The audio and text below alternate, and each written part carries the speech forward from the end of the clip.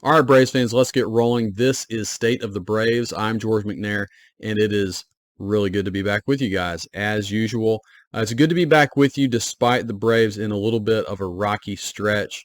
Max Fried comes back about 5 games ago. He goes up against the Cubs and looks absolutely unbelievable. The Braves win that game 8-0. All is right with the world. And then the last 4 starts for the Braves have just been absolute stinkers. I mean, no one has pitched well since Fried pitched 6 innings of shutout baseball in his return. And Fried will be pitching tonight. We are hoping for good things again from him, and maybe he can right the ship. It seems a little unfair to be asking him to do that as he has just come back from a long sustained time on the shelf. But that is what we're asking, and he is our ace, so hopefully he will do that.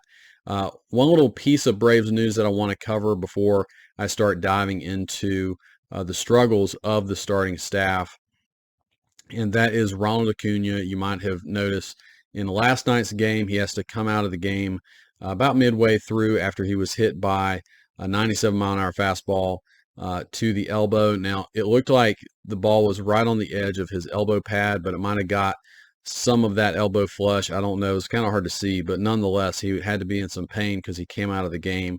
They had to do x-rays. Very fortunate that the x-rays came back negative. So I don't know if Ronald is going to be in in the starting lineup tonight. I would not be shocked if he is. He just, I know, hates to be out ever since his knee injury. I know it pains him to miss any time, and he hasn't missed a game all year this year. So hopefully he's good to go tonight, but we will have to see about that. But yeah, after Max Fried returns from injury, he gives us 6 amazing innings in Chicago. Just looked as sharp as you could ever dream anyone could look after being on the shelf for 2+ months. But the other 4 starters for the Braves just all laid eggs big time this week. And I think they all would admit that. I mean, you can't really run away from it. And they don't run away from it, to their credit. But it's been a frustrating week of baseball. You just have to constantly remind yourself as a Braves fan, we're okay. We're in first place. We have the best record in baseball. Just keep repeating that to yourself over and over again. And certainly as you win, the sting, I think the sting of losses is actually greater when you lose less because you're not as used to it, especially in the fashion the Braves have been losing in this last week. But, of course, they come back in this last game and win it in the 9th against one of the best closers in baseball off David Bednar. And you give them tremendous credit. The problem has certainly not been the offense at any point this season. It's not the problem right now. And it's really not the bullpen either. The bullpen, if you look over these last several games, has been quite good. They've, because the starters have not been good and gone out of the game early, we've really had to lean on the bullpen and, covering 4 or 5 innings every game and maybe only allowing a run. I mean, that's, 1 run per game. That's pretty good. So the starting staff has to really take it on their shoulders of the primary responsibility of some of this rough stretch for the Braves. But when Max Fried did come back, if any of us forgot, he reminded us very quickly of how good he is, and it was awesome to see him. So game 1 of the Cubs series, the Braves show up in Wrigley Field, which, by the way, I never feel like the Braves play super great at Wrigley. I don't know if that's just my thought on it or if it's accurate, but they did win in this one. They win 8-0. They cruised. Max Fried goes 6 innings, no earned runs, only gives up 3 hits and strikes out 8. And he does so in only 72 pitches. If this was normal Max Fried in the middle of the season and totally healthy and pitching 100+ pitches, he might have gone a complete game in this one. He was going that well. Just, it is amazing how incredibly sharp he looked coming off of that long layoff.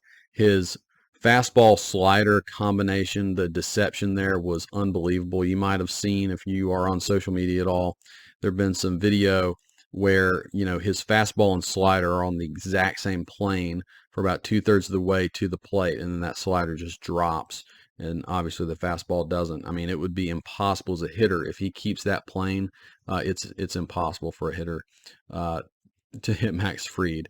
Um, but he was incredibly good in this one, and hopefully he continues to show that moving forward. Sean Murphy, Ozuna, and Riley all hit home runs in this one. So the Braves cruised pretty easily, obviously, in this 8-0 win.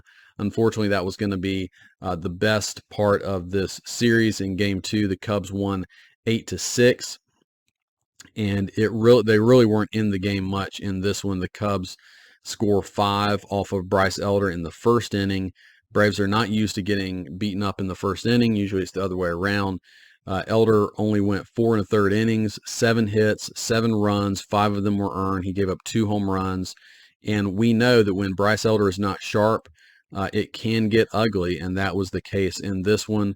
It seemed like in that first inning, he could have gotten out of it a couple times. A couple calls didn't go his way. A couple at bats were lengthened with some foul balls, and then just, obviously it went downhill from there. Base running and defense were also really ugly in this game, where it felt like the Braves maybe could have done some things. If they'd played a really sharp game, maybe they could have won this one. There was a costly error really early on from Olson that could have been a double play or a play at the plate, and he just went under his glove. Rosario had a weird base running play in this one where it was 2 outs and the ball got by an outfielder and he just stopped at second and he couldn't score on that. So, just some sloppy stuff. There was I think it was in the third game, you also had a base running blunder from Arcia. So it just looked like they were not in it. And I'm sure Snitker wasn't really pleased with how loose the Braves played in this series. You did have Albies and Matt Olson homering in this one. Olson has been offensively on a tear, and he has certainly not been the problem over this stretch by any means, as really none of the offense has been the issue. In Game 3 against the Cubs win 6-4. Charlie Morton, this was his turn to have a bad start. He exited early. He really has not been able to throw strikes much at all, as his command has left him in his last several starts, and I know he's working hard to get that back. He only went 4 1/3 innings, 5 earned runs, 4 hits, and 4 walks in this one. And Olson homered and drove in 3 in this game, drove in 3 of the 4 Braves runs. The wind was blowing in, I think, pretty much all 3 games in Chicago. I was hoping it was going to blow out and we'd see more home runs, but not the case. It was kind of a stormy, windy time, all 3 games for the Braves. So they move on, kind of lick their wounds a little bit. You feel like we're playing the Pirates. We ought to be able to go and take Game 1 very easily, because the matchup on paper was all Braves. You had Strider going against a young pitcher who had struggled a lot this season, and it was actually Strider who struggled a lot in this one. Strider was going great through the first 2 innings, really. Even Jeff Francoeur made this comment that he thought Strider was going to strike out 14 in the game because he looked so sharp early on. Maybe Francoeur shouldn't have said that out loud, but Strider comes out in the 3rd inning and just can't get out of it. He only goes 2 2/3 innings, 6 earned runs, 5 hits, 3 walks, and only 3 strikeouts.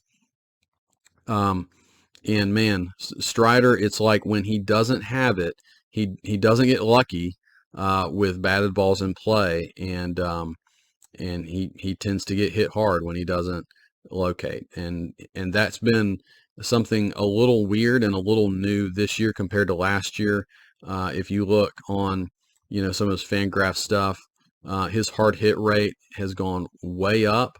The barrel rate has gone way up on him. Everything else is kind of the same, but he is getting hit hard when the guys are able to put bat on ball.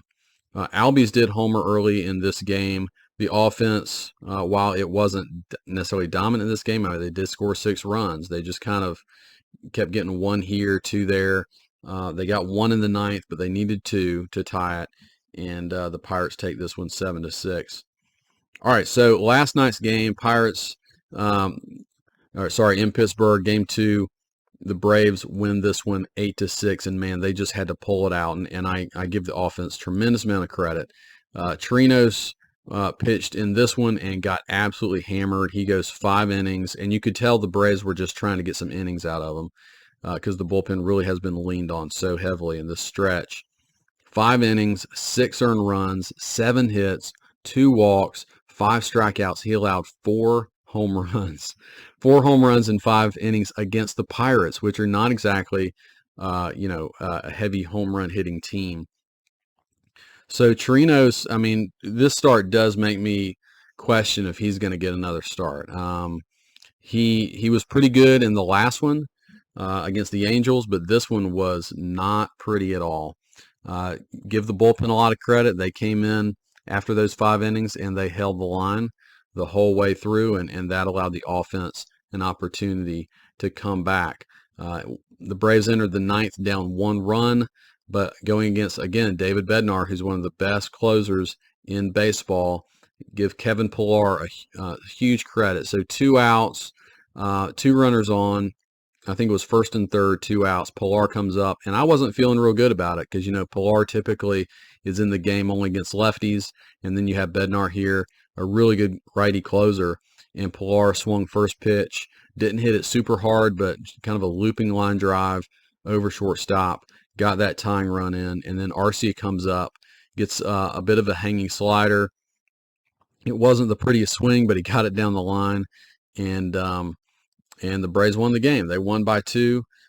So again, the offense scores 8 in this one to win it, and the bullpen does its thing. And right now, unfortunately, what you're feeling is the Braves are kind of, if they win, they're overcoming their starting rotation.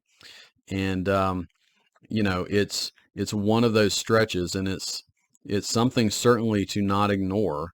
It is true right now that the primary weakness of the Braves in the second half of the season has been the starting rotation. That was not true in the first half. The Braves had one of the best starting rotation ERAs in baseball in the first half, but one of the worst in baseball since the second half started after the All-Star break. So I wanted to go through each starter other than Fried, obviously, and just talk a little bit about each. So Spencer Strider.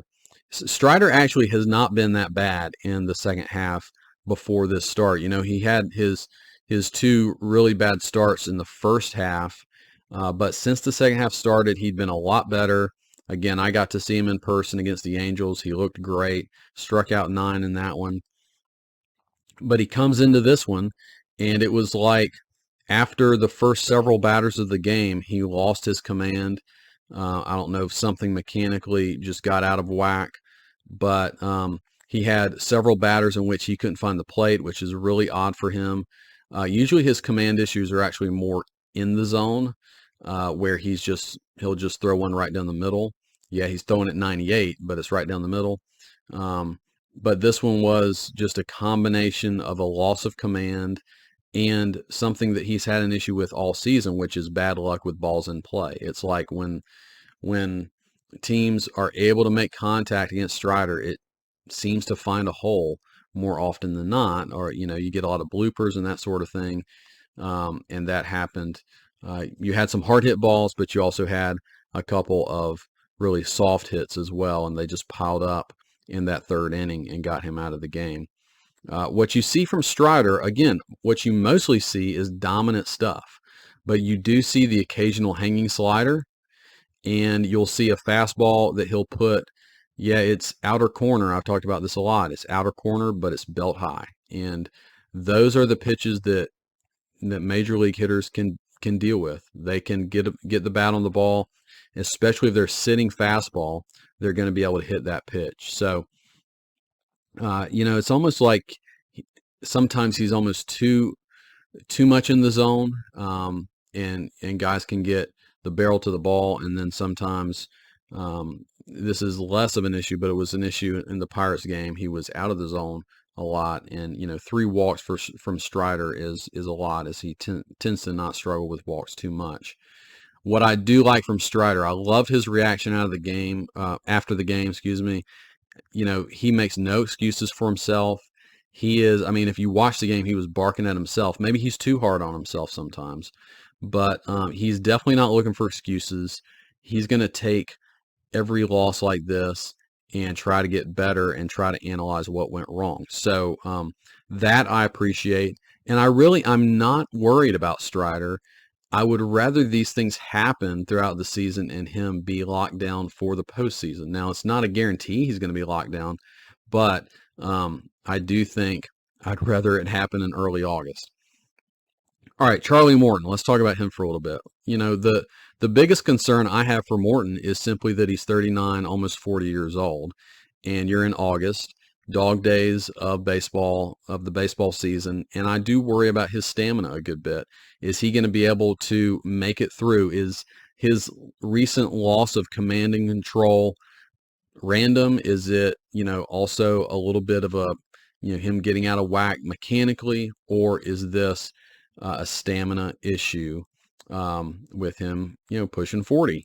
Uh, I don't know the answer to that, but obviously he has had some real control issues lately, and lots of walks. His last four starts go 3 walks, 5 walks, 3 walks, 4 walks.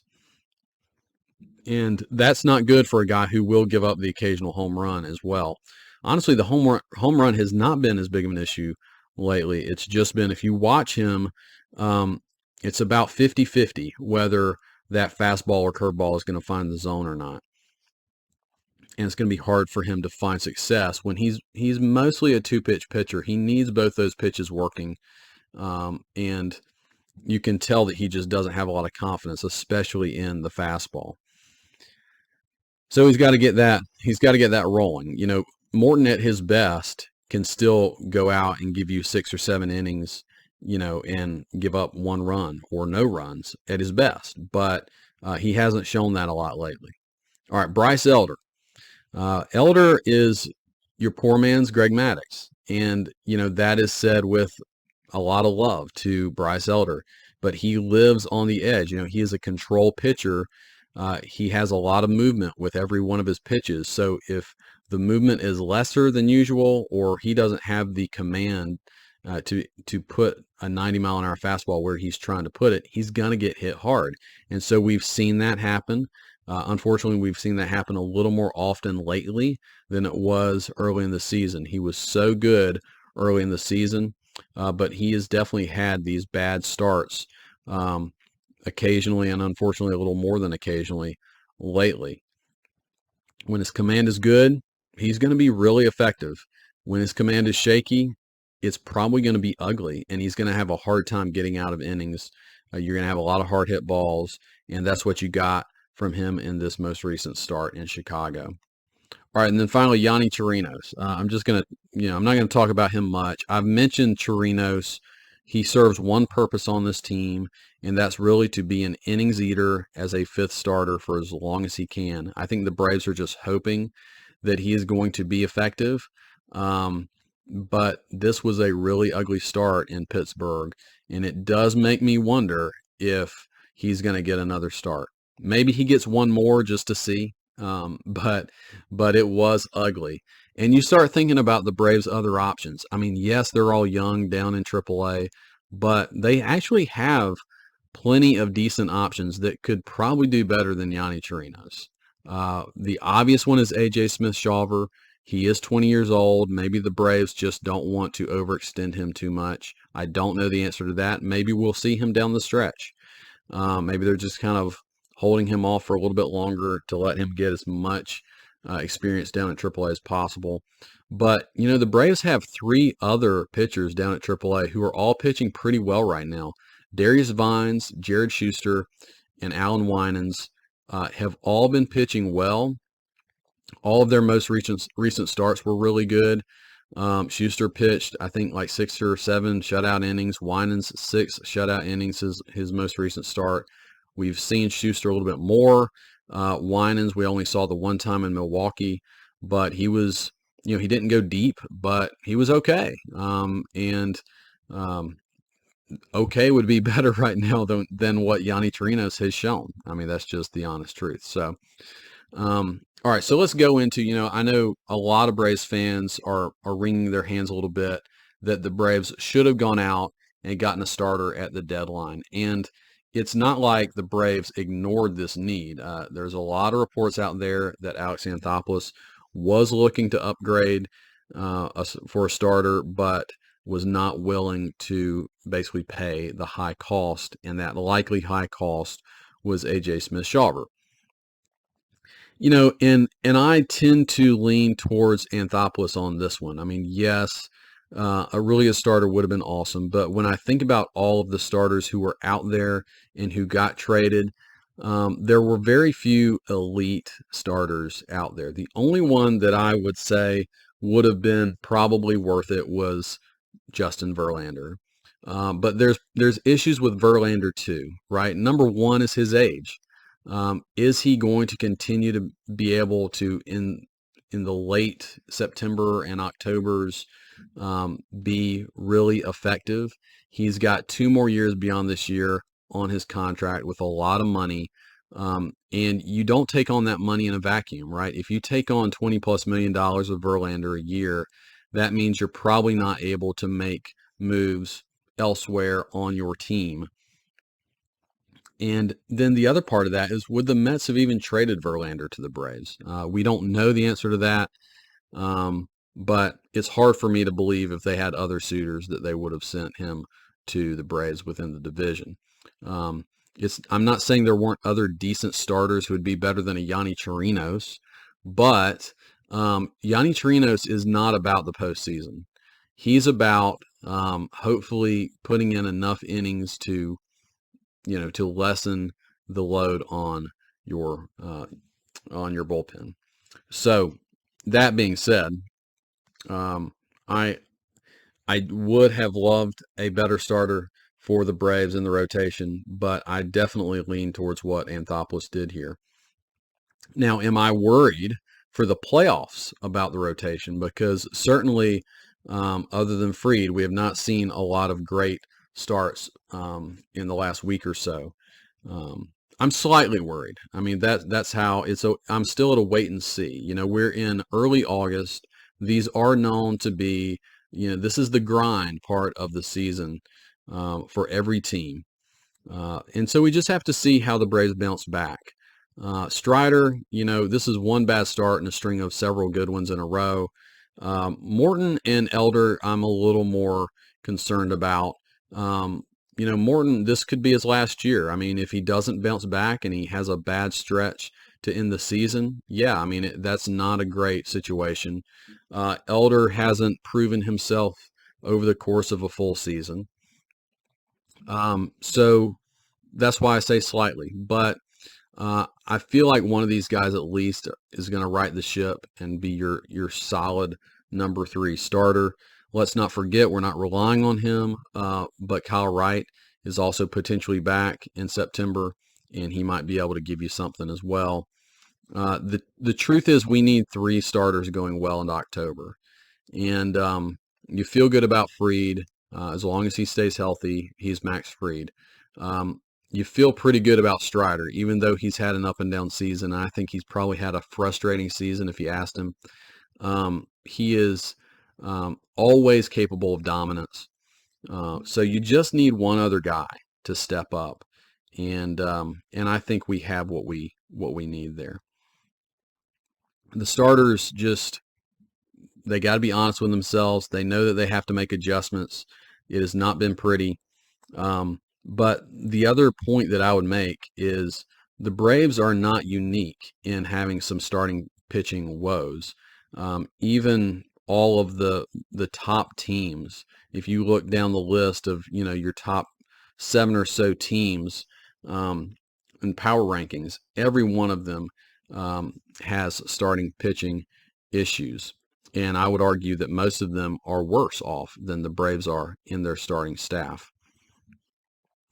So, the Braves played such a tremendous stretch of games going into the All-Star break. And again, since the All-Star break, it's been a little up and down. The Braves in 22 games since the All-Star break have a record of 11-11. And yeah, it's been ugly in terms of the pitching staff. We've allowed 5.3 runs per game, which is pretty bad. But the offense has scored 6.1 runs a game. So, that's when I say the offense is doing its part. I mean, it's definitely pulling its weight. And I'm sure the pitchers are really feeling some of the pressure of, like, we need to start stepping up and, carry the offense for a little bit. But, so I mentioned these other top teams in baseball. And what I thought I'd do is just list off for you guys as a comparison. I think we tend to live in our bubble of the Braves and maybe their issues with their starting staff right now.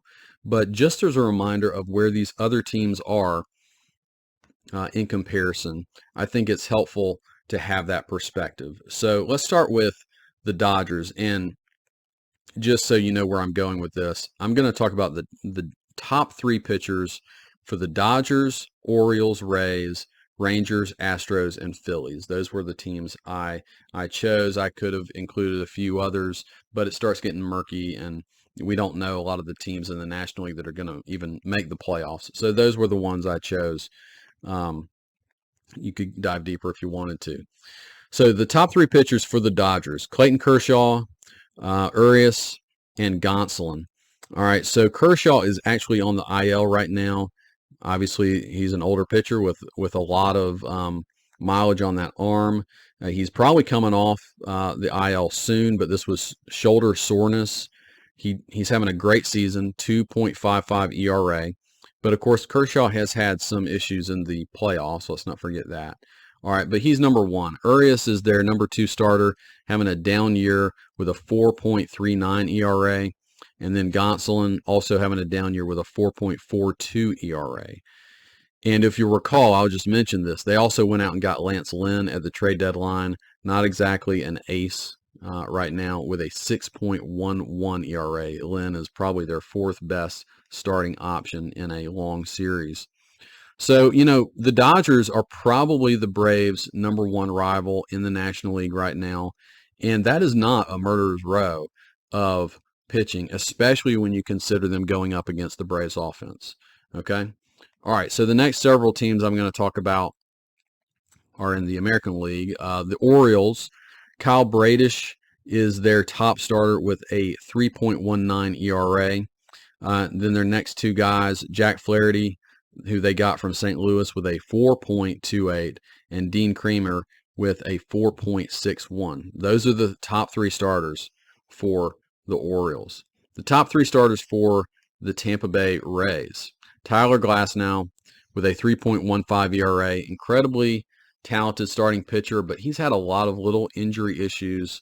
I never know if he's going to be on the IL or not. He's actually on it right now, but he's coming off of it.